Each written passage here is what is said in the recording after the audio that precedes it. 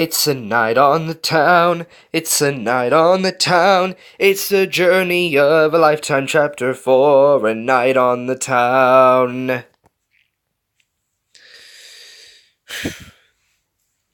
Hello everybody, it is the Masked Ranger, and this is chapter 4, a night on the town. In the last part, Plucky and Jinx got into a fight, and Plucky was able to win. She said that Plucky wouldn't be able to last 2 seconds out in the world, and Plucky's gone to the town to try and prove her wrong with Dash following him, so I'm interested to see where this goes. Let's do this. In the town, the blackened haze of night ruled. It was quiet and dark. There were no humans in sight, and the only light available emitted from the orange street lamps. At the edge of the town, Plucky and Dash skulked around the surroundings, not drawing any attention to themselves. They turned down several dark alleyways where the man-made orange glow did not reach, and they relied on the light of the full moon high above them. It wasn't long before they were in the center of the town. Dash was feeling rather uneasy about this idea of Plucky's. A town was no place for a hare like her, but she always stood by her friend. Plucky was feeling confident. He looked around at the empty town and thought this whole fending for himself thing would be easy. "So what do you plan on doing now we're here?" Dash asked, curious about Plucky's intentions. "Just follow my nose and find something to eat." "Couldn't be easier," Plucky replied confidently. "Okay." "Dash, if you're scared, just wait for me in that garden there," Plucky reassured the hare, pointing out the front garden of a house. "I'm not scared," Dash snapped. "Just a bit nervous being in a place like this." "Nothing bad is going to happen to you while I'm here. Don't worry," Plucky smiled. "I won't be gone long. I'm just going round the back of the houses." Plucky darted off down the alley beside the house, while Dash decided to take shelter underneath a small hedgerow in the garden, waiting for the fox's return. As soon as Plucky reached the back of the houses, he immediately smelt something nice. Something meaty. He tracked the smell to a wheelie bin, but it was too tall for him to reach up. He looked around to see something to boost him up, and a searching gaze looked upon a pile of cardboard boxes. Clambering up them, he pushed the top one off, and it fell to the floor. He continued to shove it along the floor towards the bottom of wheelie bin. The box wasn't heavy, so it was obviously empty, but Plucky quickly checked it could take his weight first, which it did easily. He climbed atop it, and stood up on his hind legs to reach the bin lid. Something's gonna go wrong because of Plucky saying the 4 deadly words. Or 5 deadly words. Whatever. "Damn it," he whispered to himself. He could reach the lid, but not enough to lift it up. Plucky climbed back down and repeated, moving another box into position, this time picking it up with his mouth to stack it on top of the other. When he attempted again, this time he was able to lift the plastic lid up, and got a good strong whiff at the meaty smell. It smelled delicious, and Plucky's mouth began to water preparedly as his stomach grumbled in anticipation. However, unknown to Plucky, he wasn't the only one who had tracked down the smell.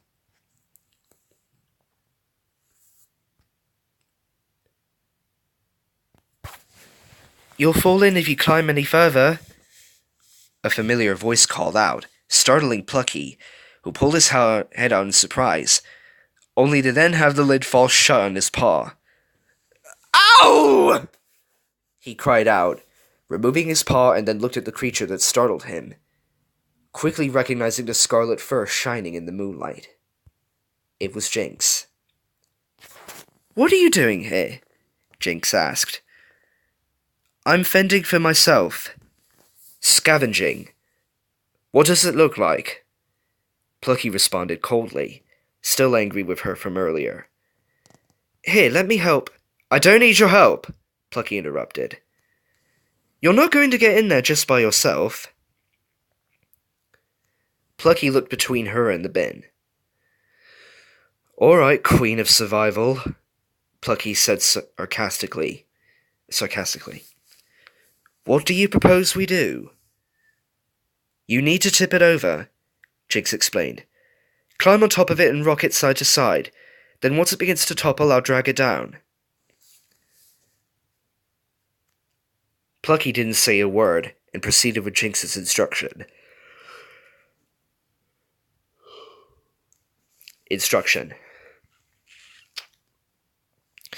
He climbed up the cardboard boxes he'd placed before, jumped, and dragged himself on top of the bin. It was already quite unstable. He positioned himself and started rocking back and forth.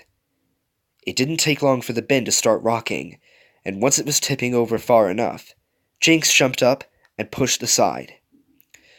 The bin keeled over and both foxes jumped off, the bin crashing to the ground with a loud echoing thud. The lid flung open, and several bits of rubbish strewed across the alleyway.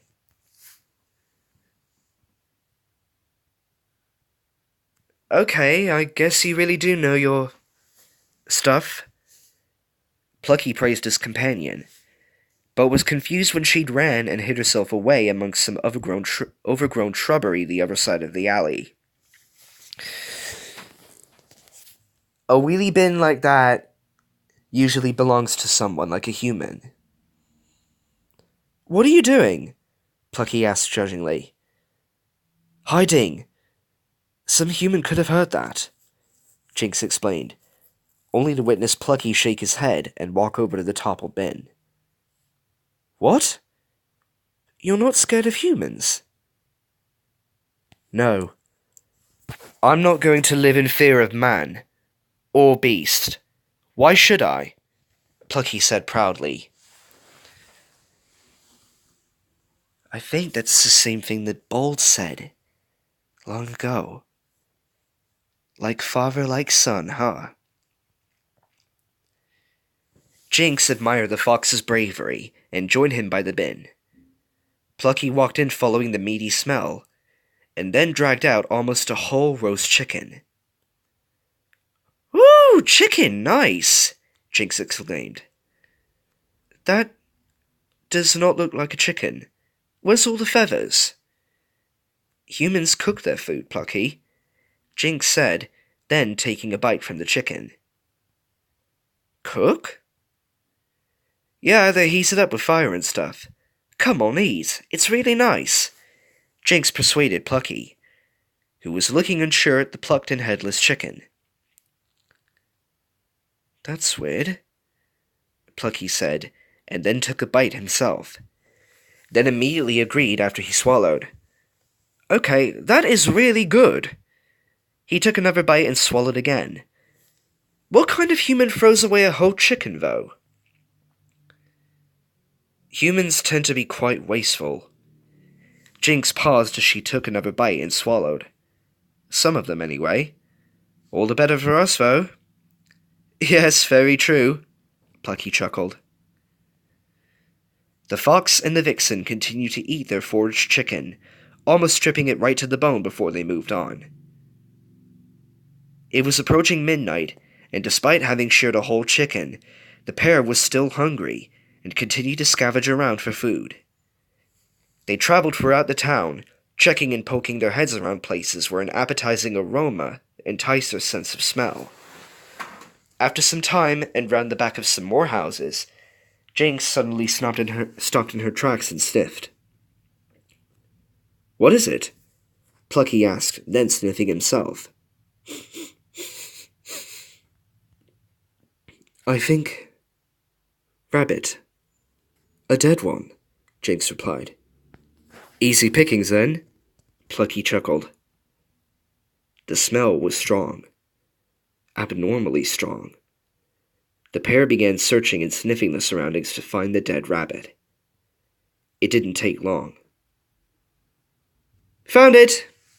Jinx called out, grabbing Plucky's attention. It was concealed in what appeared to be a pile of cardboard boxes held up and leaning against some metal mesh.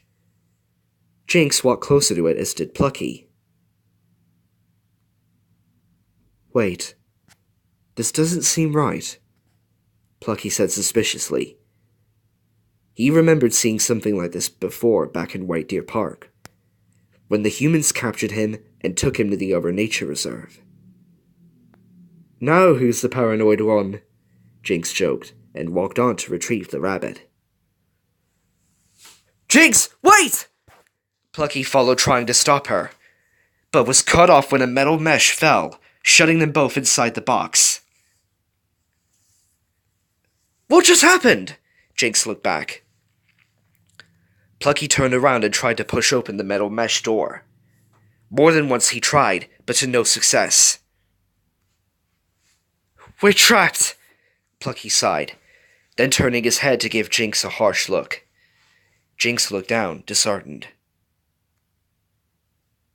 The deep black sky was starting to change into a dark navy blue as dawn approached. The partial light was enough to wake Dash up, who had fallen asleep waiting for Plucky.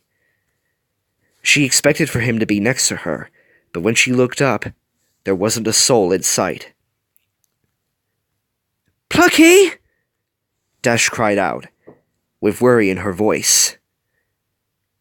She immediately got up and rubbed her tired eyes, before heading down the alley where Plucky had gone down earlier. She came to the back of the houses and saw the toppled-over wheelie bin and strewn-out rubbish. She took a particularly long look at the chicken remains. "Well, at least he's eaten. Oh, where is he?" Dash asked herself, before noticing several paw prints on the ground. She sniffed around and quickly picked up Plucky's scent and followed it to find him, hoping he was okay. Dash zoomed through the town, continuing to follow the scent, before she eventually found herself in another back alley.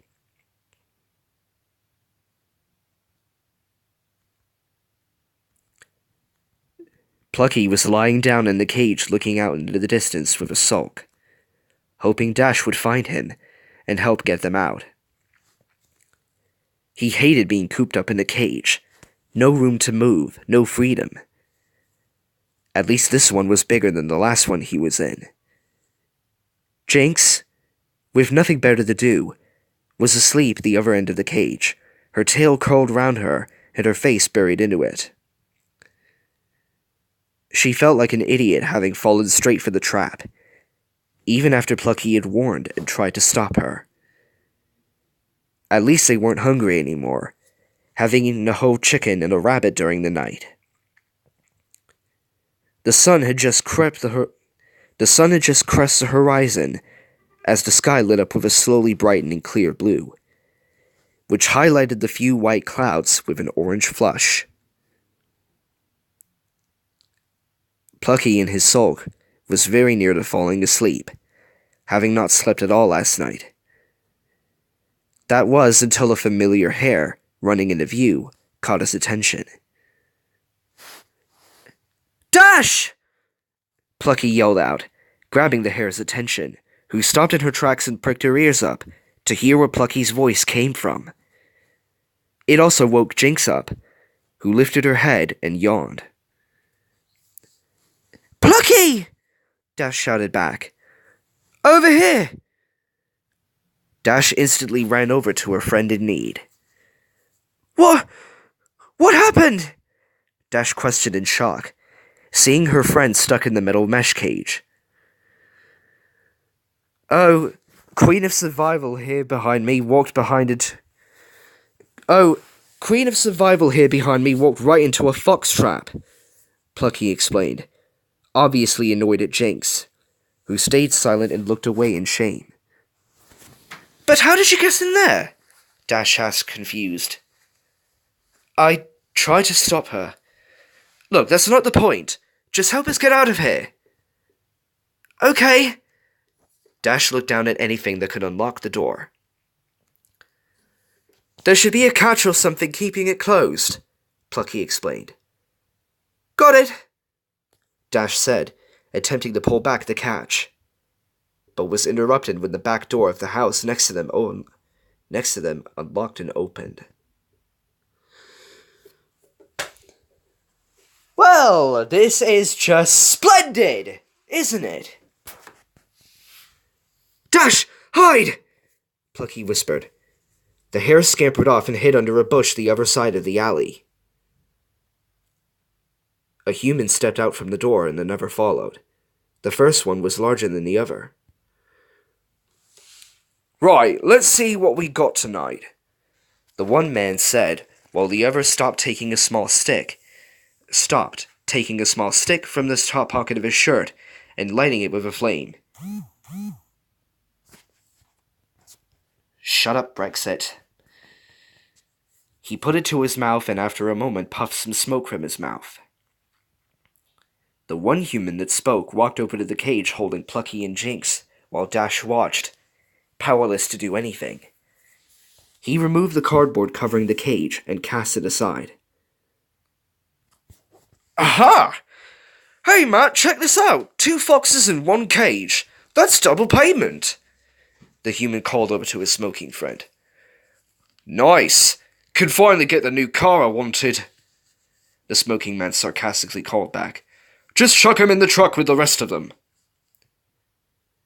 The human attempted to pick up the cage with his bare hands, but Plucky snarled viciously at him, causing him to back off. Whoa, you're a feisty one. But you're not having my fingers today, the human said, pulling out a pair of heavy-duty gloves. He put them on and picked up the cage, Plucky snarling at him again in a futile attempt to scare him off. The other human named Matt extinguished his cigarette and followed. They walked up the side alley to the front of the houses. Dash followed at a steady distance. The 2 caged foxes were put in the back of a 4x4 truck. There were several other cages in there with other foxes, as well as all kinds of boxes and a large cylindrical tank. Dash continued to watch nervously. The 2 humans approached the front door of the house where an elderly woman greeted them. Oh, thank you so much, boys. Them foxes cause such a bob around the town and in the local farms. The woman thanked the 2 men. No problem, Miss Healy. It's the usual fee, plus a little extra for the 2 in the 1 cage, the larger human said. Oh, yes, of course, the woman responded, handing the 2 men several pieces of paper. They will be dealt with humanely, won't they? Oh, yeah, there's a fox hut. Matt started before the other human interrupted him. Reserve. Up north we'll be taking them to. Oh, that's good to hear, Rick. Thank you. It's quite a drive to get to, so we'll be on our way now, Rick said. Oh, yes, you must be off then, Miss Healy responded as the 2 men walked back to the truck. Oh, if you ever get any more trouble with foxes, just give us a call, Rick called back before stepping into the vehicle, and Miss Healy returned inside her house. Dash still watched. She had to get on that truck. She looked around frantically, checking if it was safe to emerge from her hiding spot. She then had to abandon her cautiousness as the vehicle's engine turned on and began to pull away from the curb. Dash had no time to think and ran as quick as her legs would take her after the truck. She was almost alongside it as it was driving through the town. The roads were empty as it was still an early autumn morning. The vehicle had started to get away from her, and she couldn't keep up. Oh no! No, no, no, no! She said frantically. She was not going to lose Plucky again. Luckily, the truck had stopped at a road junction, and at the speed she was traveling at, she managed to jump right up on the back of it. Hanging on with her paws hooked around the tailgate, the hare tried desperately to lift the rest of herself into the back. The truck began moving again, this time faster. Dash dared not to let go. She summoned all the strength she had and rolled over into the back of the truck, but was then stopped by a sharp pain in her right ear. It had gotten caught on a small piece of broken metal protruding from the tailgate. Now she was stuck too, and every time she tried to move to free herself from her predicament, it would hurt so much, and Dash wasn't a big fan of pain or blood. Oh, great. Cliffhanger for days. So, everyone, will Plucky and Jinx be able to escape the predicament? Will Dash be able to get free? And will her ear not be messed up too much? Tune in next time on The Journey of a Lifetime. See you all later.